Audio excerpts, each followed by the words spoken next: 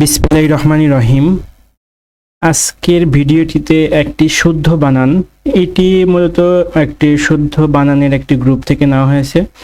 দেখুন এখানে লেখা আছে সম্প্রতি লক্ষ্য করা যাচ্ছে যে, সম্প্রতি ল যুক্ত ক্ষয় জফালা। তো এটার ব্যাখ্যা আমরা বলতে পারি ল যুক্ত খ, লক্ষ্য, তারপরে জফালা আছে আর লক্ষ্য করা। লক্ষ্য ও লক্ষ্য শব্দদ্বয় প্রায় একই রকম উচ্চারিত হলেও অর্থ প্রয়োগের ক্ষেত্রে বিশেষ পার্থক্য রয়েছে।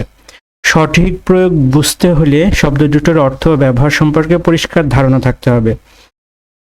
সর্বপ্রথম জানি ল যুক্ত খ এবং ল যুক্ত খ জফলা লক্ষ্যের পার্থক্য। লক্ষ্য শব্দটি সাধারণত সংখ্যা নির্দেশ করে, আবার খেয়াল রাখতেও বা মনোযোগ দেওয়া অর্থেও এটি ব্যবহৃত হয়। যেমন কনসার্ট আয়োজন করতে প্রায় 20 লক্ষ টাকা ব্যয় হয়েছে, এটাকে সংখ্যা নির্দেশ করা হয়েছে।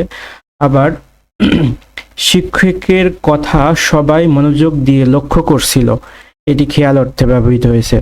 আমি লক্ষ্য করলাম সে আজ অনেক বেশি চুপচাপ, এটিও খেয়াল অর্থে।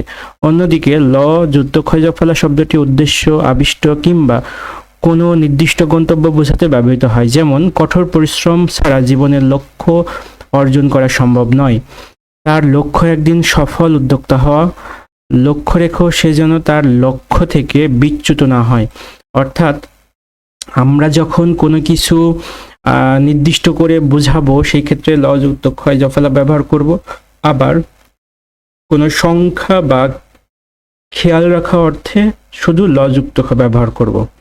এইভাবে আমরা এই বানানটিকে শুদ্ধ করতে পারি এবং এই তথ্যটি আমরা জেনে নিতে পারি। ধন্যবাদ সবাইকে ভিডিওটি দেখার জন্য। আসসালামু আলাইকুম।